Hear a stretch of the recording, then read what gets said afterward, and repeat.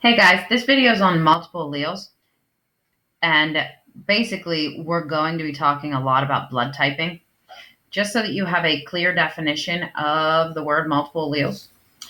We are talking three or more alternative forms of a gene. So there are three alleles. However, you will only ever have two of them because you only have two chromosomes for that particular trait. So the first type I'm going to tell you about is actually about coat color in rabbits. If you look here, so there are multiple alleles for coat color. You could have a capital C representing brown fur. So could have a genotype of capital C, and end up with brown fur. You have the chinchilla fur that is a black tip with white fur. So that would be a C with a superscript of CH for chinchilla. So if an organism had this genotype, they would end up black tipped. If you have the allele with a capital C and an H for Himalayan, and you had two of those alleles, you have the Himalayan version of a rabbit that you see here. And then the last type is just the lowercase c. This is albino or lacking pigment altogether. So you'd have to have two lowercase alleles to end up with the albino fur. So here you can see exactly what it says, that there are four alleles that exist for the coat color. And the wild type, the brown fur, is dominant over the all others, okay? The chinchilla is incompletely dominant over Himalayan and albino, and Himalayan is dominant over albino. So there's a bunch of different factors that come into play here, but I just wanted to show you an example. You're not going to have to do any work with this per se, but you should read this over so you understand. And there are notes down at the bottom here explaining everything I'm saying. So just keep in mind that the notes are here. You can look at them. It'll help you learn it. So you can look at that. But what our main focus needs to be is blood typing. So when we talk multiple alleles, we really are referring to blood types. So blood typing is a case of codominance and regular dominance. And when I break this down for you, it's going to seem so much easier. So human blood types can show codominance, but it's also what we call multiple alleles. So there's blood type A, B, AB, and O. Now there's two different letter systems that you can use. If you like the superscript version, you can use this version here. If you like to use standard letters, then I would go with this version here. And I'm going to explain both of them to you. So the ABO blood system, there are three alleles that control all your major blood types. So there's an allele for A, an allele for B, and there's an allele for O. But it ends up making four different types of blood that we as humans can have. So looking at blood types, someone can have type A, type B, type AB, or type O blood. And here's the specifics over here. Type A is codominant to type B, but type A and B are both dominant to type O. So that's the important piece here as you work through all your problems and you're trying to figure things out. So we're going to go through a couple of examples here. For anyone who has type A blood, you can express the genotype with two of the same letters, so homozygous AA, or you might put A with an O. So that's a heterozygous version. They have type A, but they carry the O allele. If you like superscripts, you can use a capital I and a superscript A, capital I superscript A. That is saying that someone has type A and they're homozygous for it. And that's what you see here. Okay, this word here, isoagglutinogen, is that I. That's why we're using the letter I. Okay, and it basically is a word that stands for antigens. Someone could also be heterozygous and have an AI. So if you look down here, I broke them all down for you. So someone who is homozygous for type A, I could write it this way with two capital A's. I could also write it this way here, where I just use two A's if you don't want to use the actual system that is in place with using the superscripts. If someone was heterozygous, this is the version you're going to see here with a capital A and an I. And then you'll see that here, they're heterozygous. So that's there, and also what you see down here. So I broke it down both ways for you over on the Punnett square side. So I'm going to go back. Hold on one second. Going back to the pointer. So looking over here, this is the superscript way. Let's say this person is homozygous for type A blood. This person is heterozygous for type A blood, meaning they carry the O allele. So looking here, I can do my Punnett square cross, and I'm going to end up with offspring that are homozygous type A or heterozygous type A. If you don't like the superscript system, you can stick with just using capital A and lowercase o. So in this case, I'm going to get either AA or AO. So they're either homozygous A, they are heterozygous A. This is the same thing for type B. Replace all of the B's, or replace all of the B with, or replace all the A with B, and you have the same thing for type B. So for type B, I could look, there can be homozygous BB. You could also do it with the superscript version. There's B with an O. You can do it that way, or B and you put a lowercase I. So whichever system works better for you. I wrote them down here at the bottom for you. I gave you 2 examples over here. Same exact way. You can look through this same exact way you did it for type A. The one we want to look at now is A and B. Someone with type AB blood, they actually have a case of codominance where they have an A allele and a B allele. So their blood is type AB. They also could use the superscript version with a capital B. So here I wrote out a person who has AB blood is crossed with AB blood. They can end up having offspring that are, oops, I'm missing a letter I here. Let me add that in. Oops. Sorry. That should be a superscript, but you get the idea. This person could end up with type A blood, type AB blood, type AB blood, type B. So 2 type AB people can end up making offspring that have type A, type AB, or type B blood. If it's easier for you to use this system, you can go ahead and do it this way. Now, someone who's type O, they can be expressed as 2 lowercase o's or 2 lowercase i's. Again, I wrote it down here. Type O is the recessive to type A and B.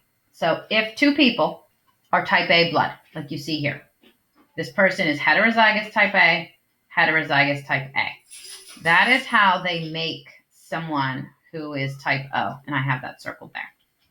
And let's say in this cross, you're seeing the one example. In this cross, I did it a little different.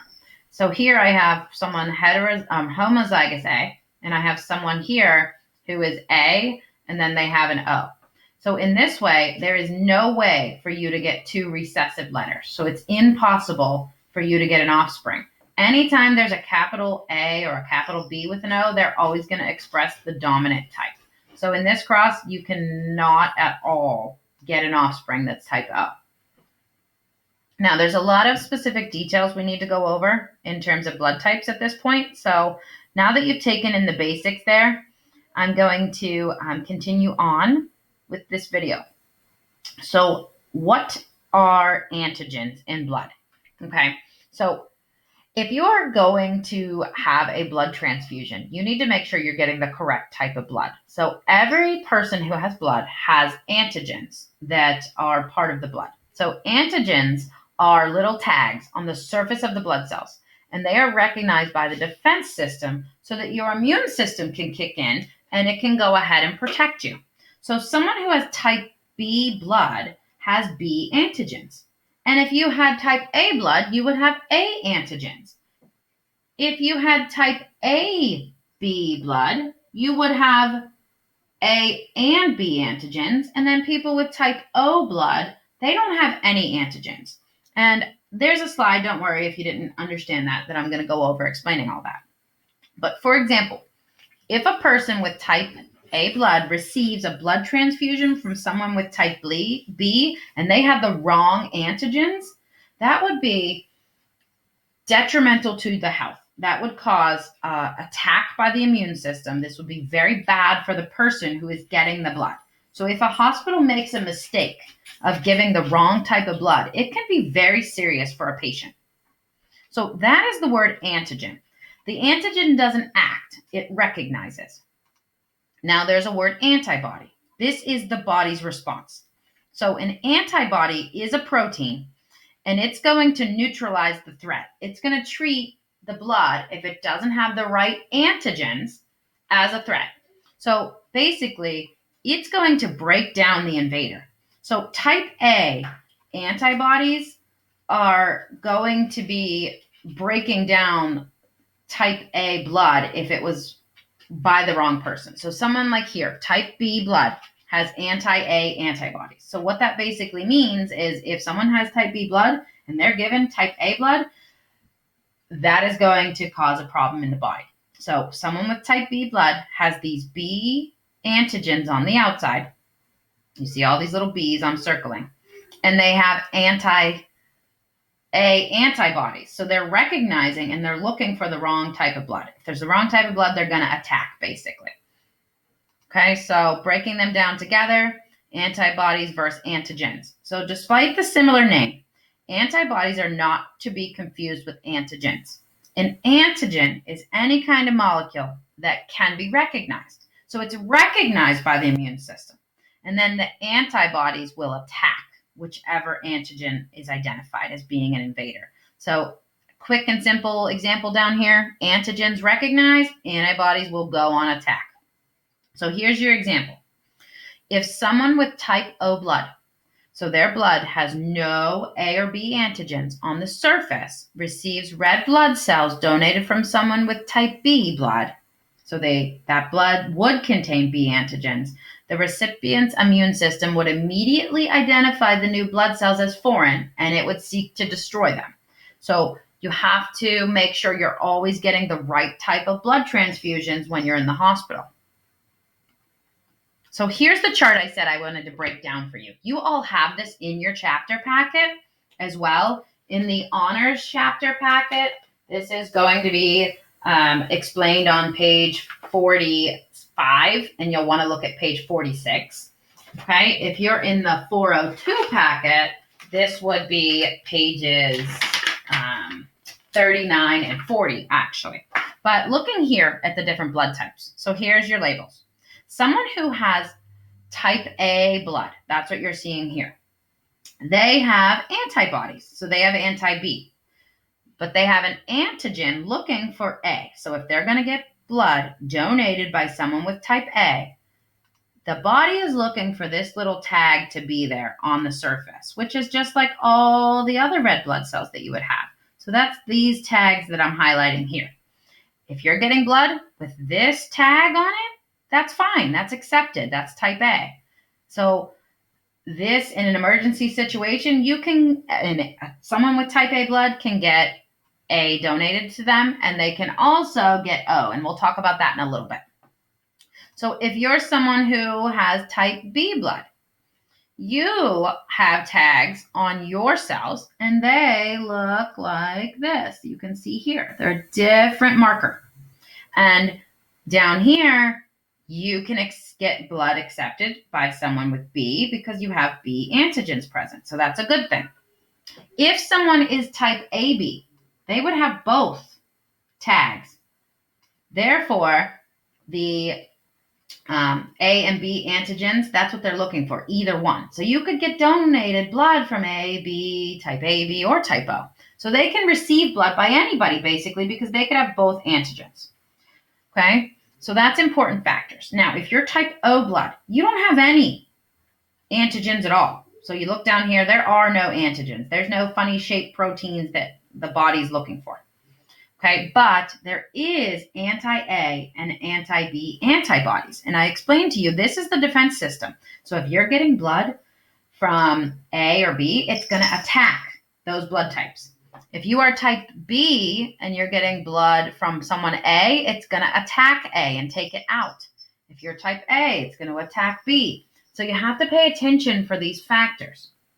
And this is it can be a very confusing topic. So you're going to want to make sure that you come to my live Google Meet if you are confused.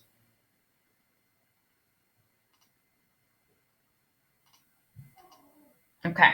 So this slide you can look over. This tells you if you are receiving blood, who you can receive blood from.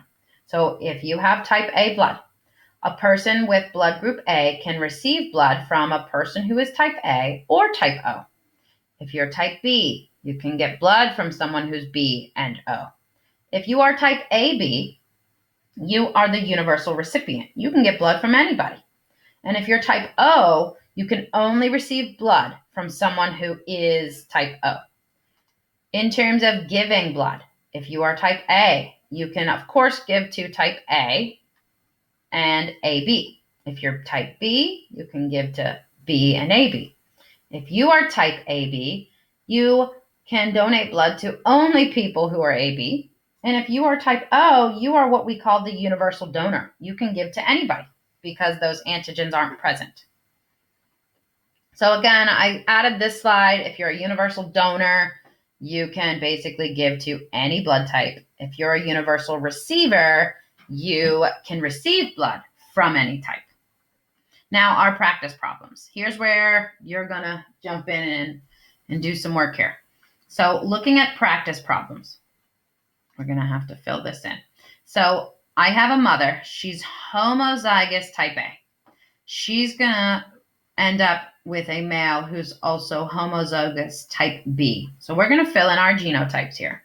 And in this first one, I have a homozygous type B blood type. So homozygous being B.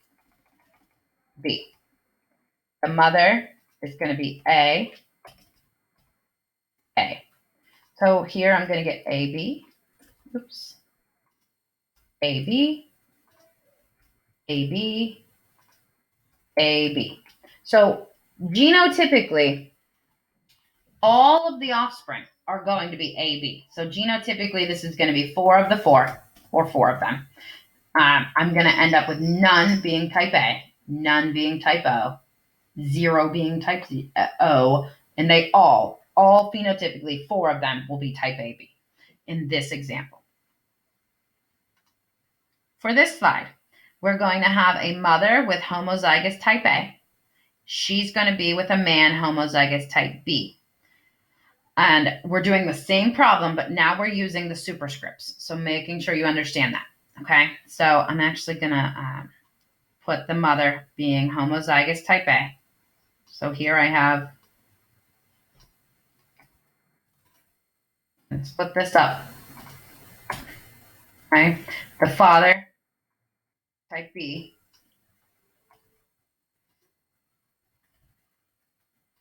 Split that up a bit. And then we're going to fill in all the genotypes. Okay. So here I'm going to end up having this combination here where I get both the A and the B.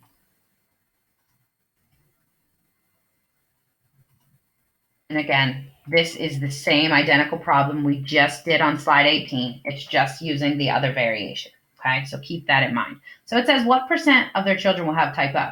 Well, to be type O, you need 2 lowercase i's, and that's impossible in this cross. So everyone here is going to have type AB blood. Looking at slide 20, I have a father with blood type AB and marries a woman who has type O. So in this case, I need to find the genotype that is AB. That's what you see here. I'm going to stick that here. So this is a father with blood type AB, marries a woman type O. Easier to stick that there. Hopefully you're following what I'm doing here. Oops, that's a lowercase. All right, so in doing this cross, I'm going to bring down the A and have the lowercase I. I'm going to have that here and here. In this one here, I'm going to have the B, the lowercase I. And I then can figure out all my genotypes and phenotypes. So phenotypically, I'm looking how many are type A, 2 of the 4. Phenotypically, 2 of the 4 will be type B. So it says, what percent chance do they have of having an A-type child? Well, that would be 2 of the 4. Okay, so keep in mind that everything I practice with you here, it is going to be so much easier to come on the live Google Meet and learn all of this, and then you're going to fill out the Google form that accompanies blood typing multiple alleles, and then we can get together for any question and answer sessions. So you guys will have a form after you go through this PowerPoint that you're going to want to definitely take your time on. It goes with the work right in your packet. Thank you.